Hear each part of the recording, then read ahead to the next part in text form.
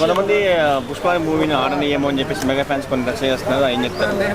Hot అని అనుకుంటారన్న, కానీ ఎక్కడ హిట్ కొట్టిద్దో చెప్పలేం కదా.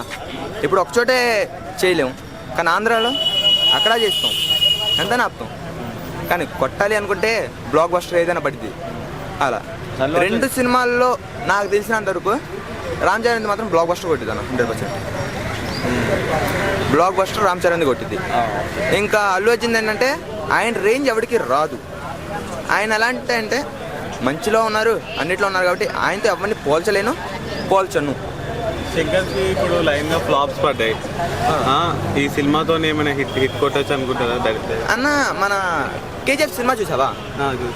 యష్ కేజీఎఫ్ తర్వాత తెలుసా నీకు? కేజీఎఫ్ ముందే తెలుసా? కేజీఎఫ్ తర్వాత కదా. అప్పుడు ఆయన 25 సినిమాలు తీశాడు కెనడాలో, తెలుగులో కూడా డబ్బింగ్ వచ్చింది. ఏ ఒక్క సినిమా ఫ్లాప్ అయిందని వెనక్కి అడిగేస్తాలన్న. భారతీయ 2 కూడా హిట్ అయింది, భారతీయ 1 హిట్ అయింది, భారతీయ 2 పోయింది. మరి దాని ప్రకారం దానికేంటంటే అన్న ఇప్పుడు నీకు ఏ సినిమా అంటే కమల్ హాసన్ది నీకు మంచి సినిమా ఏదనిపించింది? టక్కుమని చెప్పేది ఏంటి? భారతీయుడు. టక్కుమని అది ఎప్పుడు రిలీజ్ అయింది? మనం పుట్టక ముందు రిలీజ్ అయిన సినిమాని కూడా మన మైండ్లో మనం పుట్టక ముందు కూడా సినిమా మన మైండ్లో ఆటోమేటిక్ వచ్చింది, ఎందుకంటే అంత హిట్ కొట్టింది. అది కాకుండా కొత్త సినిమాలు వచ్చింది కదా చాలా, విక్రమ్ ఇవన్నీ వచ్చింది కదా, అప్పుడే చెప్పాలి కదా విక్రమ్ హిట్ కదా అని. కానీ మనం చెప్పమే.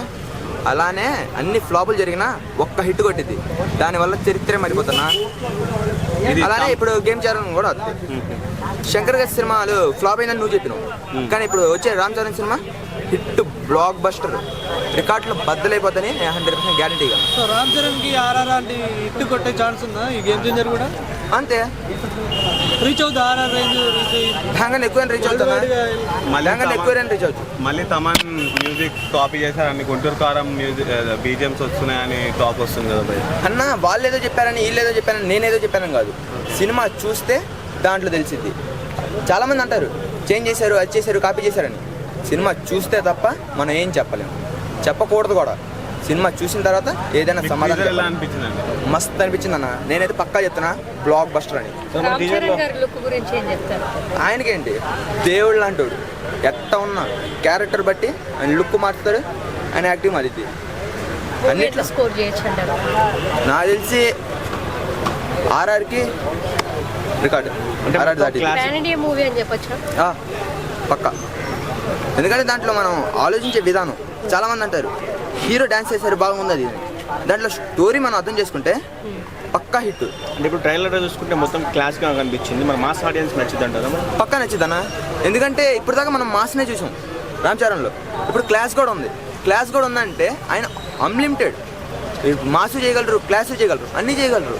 ఇప్పుడు ట్రైలర్లో క్లాస్ కనిపించింది, సినిమాలో మసాలా గట్టిగా ఉంటుంది. ఎందుకంటే మనం కవర్ని చూసి పుస్తకాన్ని చదవలేం కదా, చదివితేనే తెలిసిద్ది. ట్రైలర్లో ఏంటి ఓన్లీ అట్టది, దాంట్లో ఉన్నది పక్కా మాస్ స్టోరీస్. రామ్ చరణ్ గారి ప్రీవియస్ మూవీస్కి దీనికి ఏమైనా డిఫరెన్స్ అనిపించిందా? నాకేంటంటే ఆయన ఫస్ట్ సినిమా కానీ నాకు చాలా ఇష్టం, చిరుత.